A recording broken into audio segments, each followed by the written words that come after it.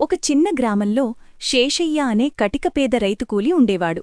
అతను పొలం పనులలో ఎంత శరీర కష్టం చేసినా తిండికి బట్టకూ పోగా వెనకవేసుకునేందుకు ఏమీ మిగిలేది కాదు. అందుచేత శేషయ్య పట్నం వెళ్లి కష్టించి పనిచేసి కాస్త డబ్బు మిగుల్చుకుని తన గ్రామంలో కాస్త భూమి కొనుక్కుని స్వతంత్రంగా బతుకుదామనుకున్నాడు. శేషయ్య పట్నం చేరి కనిపించినవాళ్లనల్లా పనడిగాడు. కాని ఎవరూ ఇవ్వలేదు. ఏం చెయ్యటానికి పాలుపోక ఒక కోమటి దుకాణం ముందు కూర్చున్నాడు. దుకాణదారుడైన శెట్టి బయటకు వచ్చి, ఎవరవు నువ్వు అని శేషయ్యను అడిగాడు. తనది ఫలానా గ్రామమని, పనికోసం పట్నం వచ్చానని, ఎక్కడా దొరకలేదని శేషయ్య చెప్పాడు. శెట్టికి పనివాడు కావాలి. కాని ఆయన పెట్టే నిబంధనలకు తట్టుకోలేక కుదిరిన పనివాళ్లు వెళ్ళిపోతూ ఉంటారు.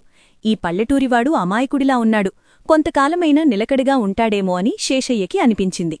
ఒరే అబ్బీ, మాకు ఇంటిపని, దుకాణంలో పనిచేయటానికి మనిషి కావాలి. నిలకడగా ఉండి ఓ సంవత్సరంపాటు పనిచేస్తావా అని శెట్టి అడిగాడు. ఏమిస్తారు అన్నాడు శేషయ్య. సంవత్సరానికి 200 రూపాయలిస్తాను. 2 పూటలా విస్తరినిండా అన్నం పెడతాను. మధ్యలో నువ్వు పనిమానితే నీకు జీతమేమీ ఇవ్వను. నేనే నిన్ను మధ్యలో పంపేస్తే రెట్టింపు జీతమిచ్చి మరీ పంపుతాను. ఈ షరతు నీకు సమ్మతమైతే పనికి కుదురు అన్నాడు శెట్టి. ఈ షరతుకు శేషయ్య సంతోషంగా ఒప్పుకున్నాడు. పొద్దున్నే లేవటమూ, కసువు ఊడ్చటమూ, చెట్లకు నీరు పోయటమూ, శెట్టి భార్య ఇంటిపని చేసుకునే సమయంలో పిల్లలను ఆడించటమూ, ఆ మీదట దుకాణంలోకి వెళ్లి శెట్టిని భోజనానికి పంపి ఆయన వచ్చేవరకు దుకాణంలో బేరసారాలు సాగించి ఆయన తిరిగి వచ్చాక ఇంటికి తాను వెళ్లి భోజనం చెయ్యటం శేషయ్య పని. మొదటి రోజు శేషయ్య ఈ పనులన్నీ ముగించి విస్తరివేసుకుని భోజనానికి కూర్చునేసరికి శెట్టి భార్య ఒక చిన్న పళ్లెంలో కొద్దిగా పొడి అన్నం తెచ్చి విస్తరినిండా చల్లి పచ్చడి వేసి వెళ్ళిపోయింది. శేషయ్య నిర్ఘాంతపడి మళ్లీ అన్నం అడగడానికి సిగ్గువేసి ఆ అన్నమే పూర్చుకొని 2-3 ముద్దలు చేసుకుని తిని తిరిగి పనిలోకి వెళ్లాడు. 2-3 రోజులు ఇలాగే గడిచాక శేషయ్య శెట్టితో, అయ్యగారు, భోజనం చాలటంలేదు అన్నాడు. శెట్టి ఉగ్రుడైపోయి, నేను షరతు ప్రకారం విస్తరినిండా అన్నం పెడుతున్నాను. ఇష్టముంటే ఉండు, లేకపోతే వెళ్ళు అన్నాడు. శేషయ్యకు శెట్టిమీదు చాలా కోపం వచ్చింది. షరతు ప్రకారం తాను చెయ్యగలది చెయ్య నిశ్చయించాడు. అతను తెల్లవారుజామునే లేచి ఇటు కసువు అటూ, అటు కసువు ఇటూ చిమ్మి అంటుగిన్నెలను పాట్లు పోగొట్టి మసివదలకుండా తోమాడు. తర్వాత పిల్లలను ఆడించడానికి దూరం తీసుకుపోయి వాళ్లను గతుకుల నేలలో పరిగెత్తనిచ్చాడు. చిన్న పిల్లవాడు పడిపోయి ఏడుస్తుంటే పిల్లలను ఇంటికి తీసుకొచ్చి, అమ్మగారు, పిల్లలు ఏడుస్తున్నారు అని చెప్పాడు. అయ్యో, నా చేతిలో పని కాలేదు, ఇంకా కొంచెంసేపు ఆడించు అంటూ శెట్టి భార్య పిల్లలకు ఏదో తినుబండారాలు ఇచ్చి పంపింది. శేషయ్య వాళ్లను అవతలికి తీసుకుపోయి వాళ్ల చేతుల్లో ఉన్న తినుబండారాలు తానే తినేశాడు. తర్వాత వాళ్లను శెట్టి భార్యకు అప్పగించి దుకాణానికి పోయి శెట్టిని భోజనానికి పంపి కొట్టుమీద కూర్చుని అక్కడ తినదగినవన్నీ తలా కాస్త నోట్లో వేసుకుని దుకాణానికి వచ్చే బేరగాళ్లకు తక్కువ ధరకు ఎక్కువ వస్తువులిచ్చాడు. శెట్టి భోజనం చేసి ఇంటినుంచి దుకాణానికి రాగానే శేషయ్య ఇంటికి వెళ్లి 3 విస్తళ్లు కలిపి ఒకే విస్తరిగా కుట్టి తెచ్చి భోజనానికి కూర్చున్నాడు. శెట్టి భార్య ఆ విస్తరి చూసి ఆశ్చర్యపడి ఏమీ అనలేక విస్తరి నిండా అన్నం రాల్చింది. శేషయ్య ఆ అన్నం తిన్నంత తిని మిగిలినది వీధిలో కుక్కలకు వేశాడు. ఆ సాయంకాలం శెట్టి భార్య శెట్టితో శేషయ్య విస్తరిమాట చెప్పింది. ఆ రాత్రి శెట్టి శేషయ్య భోజనానికి కూర్చున్నప్పుడు, ఇంత పెద్ద విస్తరి నిండా అన్నం పెట్టం అన్నాడు.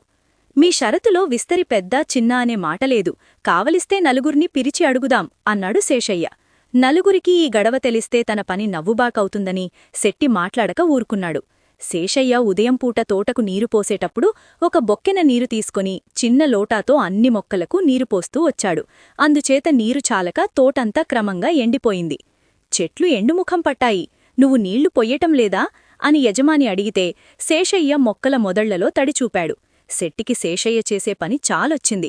కాని అతన్ని పంపేయాలంటే నెల అయినా పూర్తి కాకుండానే 400 రూపాయలిచ్చుకోవాలి. అందుచేత శెట్టి ఇరుకునపడి ఏమీ చెయ్యక ఊరుకున్నాడు. ఇంతలో శెట్టి భావమరిదికి పెళ్లి సంప్రదింపులు జరుగుతుంటే అత్తవారి ఊరునుంచి పిలుపు వచ్చింది. శెట్టి తన వెంట శేషయ్యను కూడా బయలుదేరదీశాడు. శెట్టి భార్య తన భర్తకు కుడుములు, చిత్రాన్నమూ మూటగట్టి శేషయ్యకు పచ్చడి చద్ది కట్టి ఇచ్చింది. ఇద్దరూ వేకువనే బయలుదేరారు. శెట్టి గుర్రం సవారీ అయ్యాడు. శేషయ్య కాలినడకన వెనకగా బయలుదేరాడు. వెనకగా వస్తున్న శేషయ్య శెట్టి మూటలోంచి కుడుములన్నీ తినేశాడు. మధ్యాహ్నానికి వాళ్లు ఒక చెరువు వద్దకు చేరారు. శెట్టి కాళ్ళూ చేతులు కడుక్కోవటానికి వెళ్ళినప్పుడు శేషయ్య శెట్టి మూట విప్పి గుర్రం ముందు వేసి ఎటో చూస్తూ నిలబడ్డాడు. శెట్టి తిరిగివచ్చి, అయ్యో, పాడుగుర్రం నా కుడుములన్నీ తినేసింది అని దిగులుపడ్డాడు. పోనీలేండి, నా మూట నుంచి ఇద్దరమూ తిందాము అన్నాడు శేషయ్య. ఓరి అప్లాచ్చుడా, అదెలా తినేదిరా అని శెట్టి చిరుబురులాడాడు. అప్పుడు శేషయ్య శెట్టితో, అయ్యగారు, నేను గుర్రం మీద ముందుగా మీ అత్తగారి ఊరు వెళ్ళి మీకు భోజనంతో సహా అన్ని ఏర్పాట్లు చెయ్యమని చెప్పి తిరిగి వస్తాను అన్నాడు. శెట్టి సరేనన్నాడు. శేషయ్య గుర్రం మీద శెట్టి అత్తగారింటికి వెళ్ళి శెట్టి మావగారితో, మా అయ్యగారు వస్తున్నారు, వారు కొద్దిగా జబ్బుపడ్డారు, పథ్యంగా ఉన్నారు, పాత కుర్రబియ్యపు అన్నమూ పాత చింతకాయ పచ్చడి తింటారు, మీ మాట తీసివేయలేక వస్తున్నారు, ఈ మాట చెప్పమని నన్ను పంపారు అని చెప్పాడు. శెట్టి మావగారు ఈ వార్త విని చాలా చింతించాడు. శేషయ్య వెనక్కు తిరిగి వెళ్ళి శెట్టిని కలుసుకుని, మీ అత్తవారింట్లో మీకోసం బ్రహ్మాండమైన ఏర్పాట్లు చేస్తున్నారు అని చెప్పాడు. శెట్టి అత్తవారిల్లు చేరగానే అందరూ ఆయన ఆరోగ్యం గురించి అడిగేవారే. అదేమీ అర్థంకాక శెట్టి మౌనంగా ఉండిపోయాడు. తర్వాత భోజనానికి కూర్చుంటే కొర్ర అన్నమూ చింతకాయ పచ్చడి వేశారు. అది శెట్టికి అర్థం కాలేదు, కాని ఆకలిమీద ఉండి అదే తినేశాడు. దాని ఫలితంగా శెట్టికి ఆ రాత్రి కడుపులో గుడుగుడ ఆరంభమై అతిసారం చేసి నీరసం పట్టుకున్నది. శేషయ్య పక్కనే ఉండి, రాకరాక వచ్చిన అల్లుడికి చేసే మర్యాద ఇదేనా అని రోషమెక్కించాడు. శెట్టికి పౌరుషమెక్కి వచ్చిన పని చూడక అత్తవారింట్లో ఎవరికీ ఏమీ చెప్పక ఇంటికి తిరుగు ప్రయాణమయ్యాడు.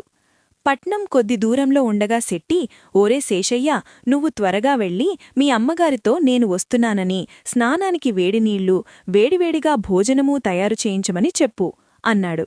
శేషయ్య పరుగుపరుగున శెట్టిగారి భార్య వద్దకు వెళ్ళి ఏడుస్తూ, అమ్మగారు, అయ్యగారికి గాలి సోకింది, మీరు ఆయనను చీపురుకట్టతో కొట్టాలి అని చెప్పాడు. శెట్టి భార్య చేసేది లేక సరేనన్నది. శేషయ్య లబోదిబోమంటూ శెట్టిని కలుసుకున్నాడు. అయ్యగారు, ఏం చెప్పమన్నారు? మనం బయల్దేరగానే అమ్మగారికి గాలి సోకిందట, ఇల్లంతా అల్లకల్లోలంగా ఉన్నది, మీరు వచ్చి చీపురుకట్టతో కొడితేగాని దయ్యం వదిలిపోదట అని చెప్పాడు. శెట్టి ఆ మాట నమ్మి ఇంటికి వచ్చి తన భార్యను చీపురుకట్టతో కొట్టసాగాడు. ఆమె కూడా తన భర్తను చీపురుకట్టతో కొట్టసాగింది. ఈ చీపురుకట్టల యుద్ధం చూసి ఇరుగుపురుగువాళ్లు దీనికంతకూ కారణమేమిటి అని విచారించగా శేషయ్య చేసిన మోసమంతా బయటపడిపోయింది. అవును, ఈ కుట్ర నాదే. పేదవాళ్ల ఆకలిబాధ ఎలాంటిదో తెలిసిలాగలందులకు ఈ విధంగా చేశాను అని శేషయ్య జరిగినదంతా అక్కడ చేరిన పెద్ద మనుషులకు చెప్పాడు. ఊరి పెద్దలు శెట్టిని గట్టిగా చివాట్లు పెట్టారు. శెట్టి శేషయ్యను పంపివేయడానికి నిశ్చయించి 400 రూపాయలు ఇచ్చేశాడు. శేషయ్య తన గ్రామానికి తిరిగి వెళ్లి ఆ డబ్బుతో కొద్దిగా పొలం కొనుక్కుని పెళ్లి చేసుకుని పొలం పని చేసుకుంటూ సుఖంగా జీవించాడు.